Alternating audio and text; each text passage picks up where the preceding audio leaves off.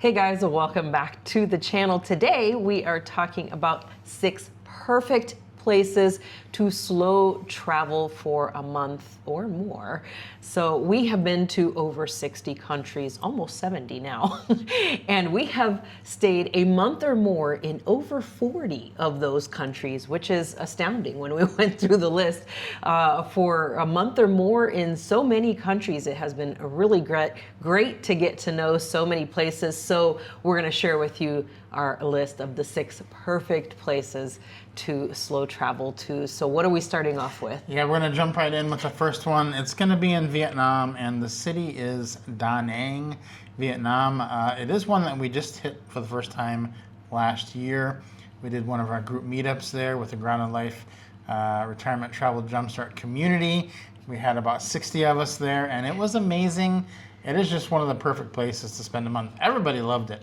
Everybody raved about it, and we did too. So we'll be going back at some point here in the near future. Yeah, I think here's a few of the great points about Da Nang and the great attractors, I think, to Da Nang.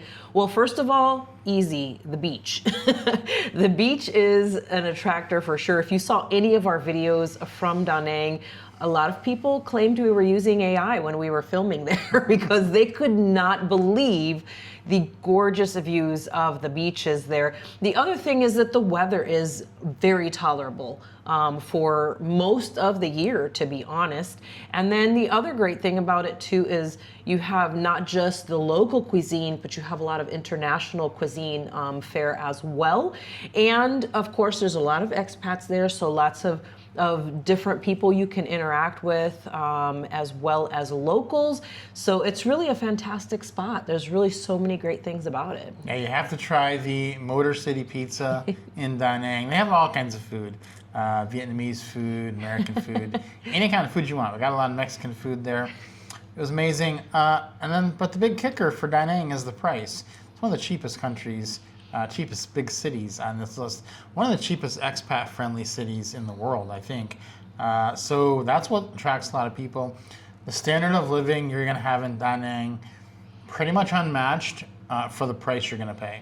I don't know that there's a better quality per dollar place than Da Nang in the whole world. So that is very high on the list. Moving on to number 2, we're going to do Colombia.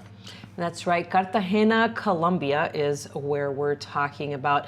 And Cartagena has long been a very popular expat place for a lot of great reasons. Well, I've always talked highly of the Colombian food. The food there is incredible.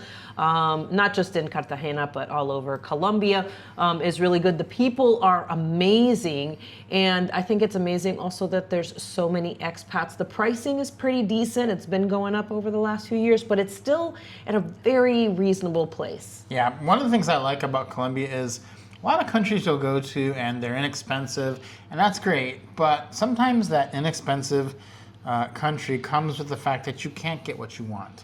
Like, it's just not available, the quality of the housing you want is not available, the quality of the food you want is not available. It's not the case in Colombia. You can get the quality housing, you can get the quality food, you can get everything you want, and it is still a low, reasonable price. I believe for the most part it's cheaper than Mexico. Mexico, there's pretty much a price bump because it's so close to the United States. Easy to get to. A lot more people go to Mexico. Jump on down to Colombia. You're getting basically a lot of the same things for a lot lower price. And for our money, it was the better place to go. For sure. So we loved our time in Colombia, and just can't wait to get back there again. The next one on the list is going to be in Japan, Kanazawa. This is a true hidden gem. A lot of people don't know about Kanazawa. We found out about it because there are 2 Hyatt properties in Kanazawa, and we were trying to get our globalist status where you have to stay 60 nights at a Hyatt, and we said, let's just go do 35 nights in Kanazawa, see what happens, because we have all kinds of time. So We went over there and we absolutely loved it. It was amazing. Now we've been back basically every year since we did that, staying at that same Hyatt in Kanazawa. Yeah, and the cool thing about that place is it's a Hyatt house, so we have our own kitchen as well. And the grocery store is literally very short walking distance from the Hyatt house. You have the train station right there, tons of attractions to walk you to, tons of local things to go to.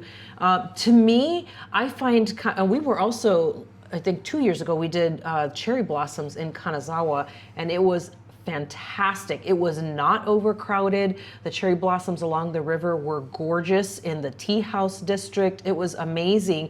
And I think that a lot of people don't realize that it really is a hidden gem. They don't realize how much someplace like Kanazawa has to offer. To me, it's like a mini Kyoto without all of the people always running around. It just feels like a really nice, more locally type feeling place than some of the other places with the tea house districts and the cherry blossoms. All right, next one we have is going to be in Italy, and it is Monopoli. Monopoli, down in the south part of Italy, and we've loved our time there. Spent over a month in Monopoli, and it has just got this real local feel to it. There aren't a ton of expats around. It's not like this big expat center. You're not going to be eating like a ton of Mexican food and barbecue and all this kind of stuff. You're going to be eating local food, which is pizza. That's great. So pizza, pasta, fish is what you're going to be eating. You don't really have to go much past that, but it is wonderful. You really do get to experience Italy when you go to a place like this, as opposed to going to Rome, which we love Rome too. We love Venice, but they're much more touristy than a place like Monopoli. So it's good to spend a month slow traveling in a real Italian city like Monopoli. Yeah, I think it's a great spot because a lot of people, when they go to the Puglia region, which is where Monopoli is, down in the heel of the country, when you go down to that Puglia region, most people stop at Bari, which is just north of Monopoli. And so they go to Bari and they think, okay, that's it. I've seen Puglia, and then they head right back up north. They miss out on this gem, which is Monopoli, just a little bit further south. It's really not that far from Bari. I think by train it was maybe about a half hour or so, which was really not bad at all. And it's just such a gorgeous little town, and you just feel like you live there. It was really an enjoyable time that we spent in Monopoli. All right, you knew that there was going to be a Thai city on the list. You already knew that. So here it is, Chiang Mai, Thailand. Perfect place to spend a month, 2 months, 6 months. Spend the rest of your life there. It's great. So it's basically a wonderful place to go for expats.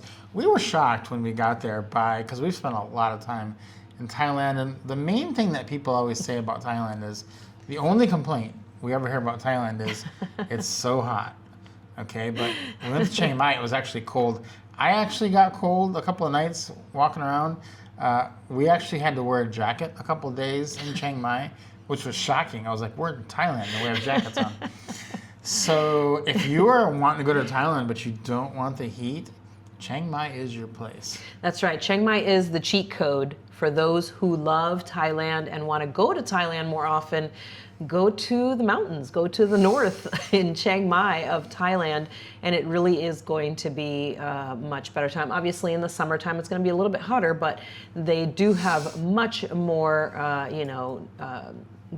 kind of temperatures that you can really stand for longer blocks of time if you're looking to slow travel. The food there is fantastic. Again, it's Thailand, so they have not just tons of their local cuisine, high-end, and street food, as well as a lot of international cuisine. There's actually, if you love French food, there's a huge French Quarter there as well, French part of the town, with some really fantastic food too. Yeah, expats are very prevalent in Chiang Mai.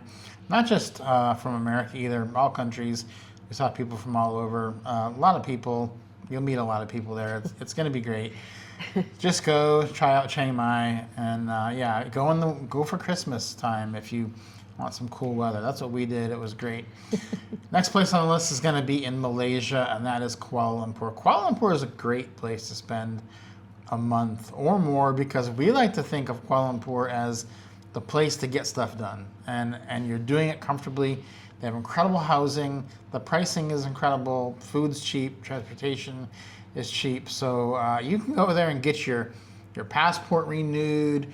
You can get your medical checkups done, have anything done that you need work done. And it's also efficient and quick. In fact, we went a couple years ago.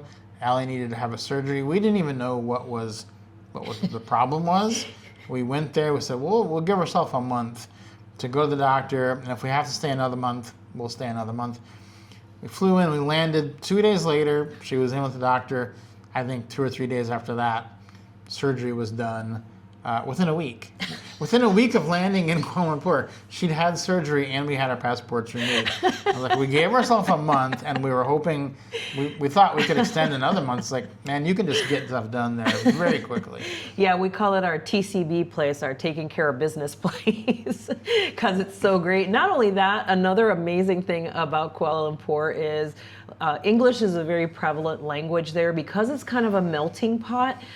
So it is nice that you can get, you can very easily get by there. And like you said, if you need any kind of health checkups or anything like that to take care of, it's the perfect place for that. And then, when we went to the U.S. Embassy there for our passports, we were going to pay to expedite them because we wanted them within a month. And they said, you don't need to expedite these. They'll be back in just a few days. And as a matter of fact, they were finished before I left the hospital from my surgery. Mm-hmm. And we just let them sit there for a couple of days till I can walk enough to go pick them up. But it was really amazing. It's one of those great places where it's easy to stay for a month. As a matter of fact, the first time we ever went there, we stayed for 3 months by accident because we got locked down there in 2020. So the other thing that's great about Kuala Lumpur is it's a place where you can get stuff. A lot of countries you'll go to, you cannot get what you want. Like you cannot get the latest camera. You cannot get, if you want a new GoPro or a action camera, new computer, you need a new computer. You're gonna get like, in a lot of these countries, you're not gonna get the newest one. Kuala Lumpur, you can get whatever you want. You can get they have Lululemon. They have all kinds of clothing stores that are familiar to you. You can get the latest computer, get a couple lenses, stock up on all that stuff because there's places you can't get that. And Kuala Lumpur is it's like the perfect reset without going home because actually, if you were to go home, everything would cost more and take longer, and you have to fly all the way home. So this is easy. You're right over here with a lot of these other countries. There's a short flight. You can get stuff done quick, cheap. It's going to be great. So Kuala Lumpur, definitely something to keep in the list. Yeah, so hopefully from this list, you are considering some or maybe all of them. We always tell people, go try it out for yourself, see what you like, see which of these places you vibe with the best, that you like the most, the atmosphere and what they have to offer for what works for you. These are our top options though, perfect places, the 6 perfect places for slow travel. So hopefully it was helpful to you as you're trying to figure out some places to do some slow travel. Hopefully it was helpful to you. So let us know down in the comments which ones you're thinking of or what your list of the 6 perfect places for slow travel would be.